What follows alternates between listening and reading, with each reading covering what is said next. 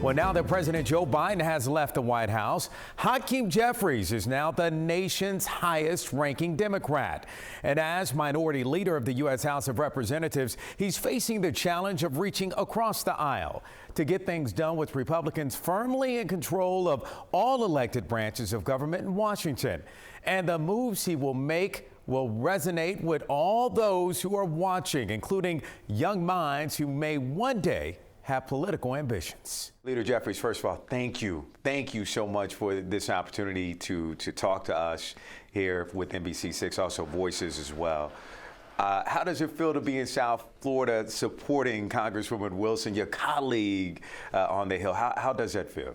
It's wonderful to be here in South Florida to support the incredible leadership of Congresswoman Frederica Wilson, the scholarship program, the 5,000 role models for success, which has been just so transformative for so many boys and young men throughout South Florida and beyond, as the program has, of course, expanded and inspired others across the country to lean in and follow Frederica Wilson's leadership. Amen to that. And you are wearing your tie, your 5,000 role models tie.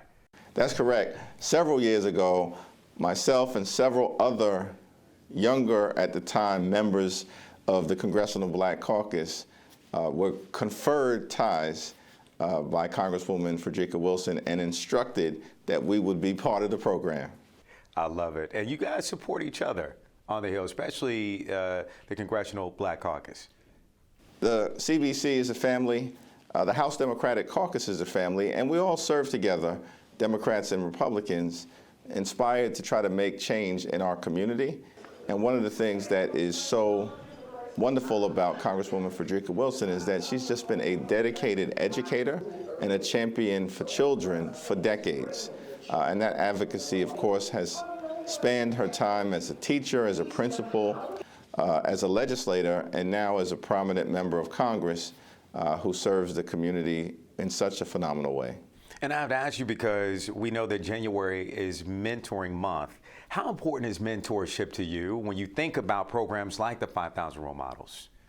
At the end of the day, our boys, our children, our girls, our young men and women have talent and ability and capacity and brilliance and creativity, but if they're not given opportunity and if they're not inspired to be able to overcome whatever challenging circumstances they may confront at a given moment in time, then ultimately they may not have the same ability to achieve their dreams, as is the case if you introduce a positive role model to expand the horizons of young people who have all the capacity to excel in any field of human endeavor, but that mentorship and that opportunity can really unlock it in a phenomenal way. Sound like a brother from Kappa Alpha Psi for some reason. Proud to be a brother from Kappa Alpha Psi Fraternity Incorporated. So, okay, I have to get to some politics, just a little bit of politics, of course, and because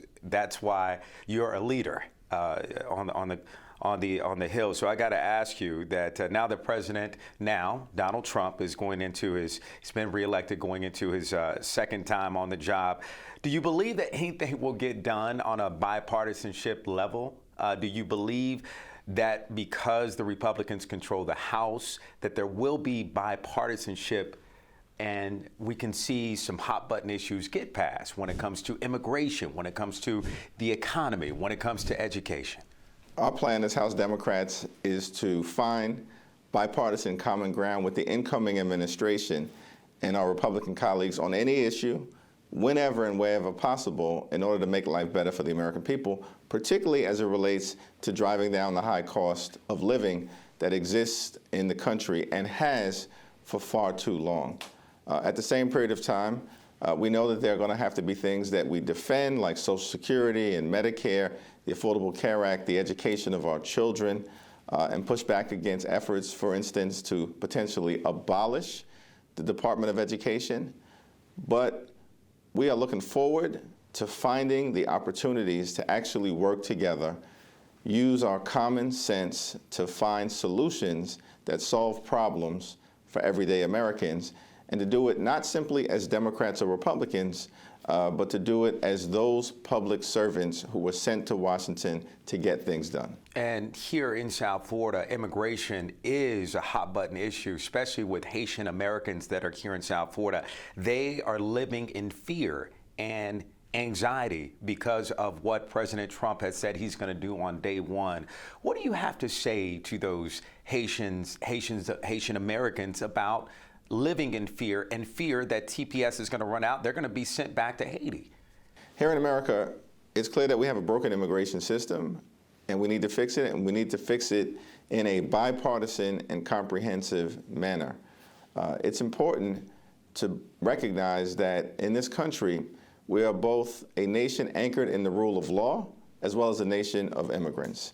And we want to continue to create pathways toward citizenship for legal immigration as part of the great tradition here in South Florida, which is a melting pot, including, of course, the Haitian American community, as well as in other parts of the country. The American people know that the immigration system is broken, want to make sure that any enforcement efforts are targeted to felons and not families.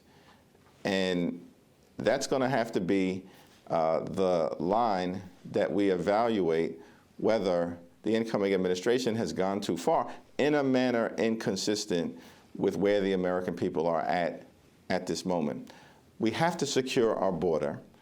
We have to continue to be a nation anchored in the rule of law, but we can also welcome hard-working immigrants who contribute to the community and to society, as is the case in the Haitian American community. And what are some of your goals as the leader in the Democratic Party? What are some of your goals when it comes to working with President Donald Trump? The most important thing that we can do together is to drive down the high cost of living in the United States of America. Housing costs are too high, child care costs are too high, insurance costs are too high. That is certainly the case here in Florida when you can find it.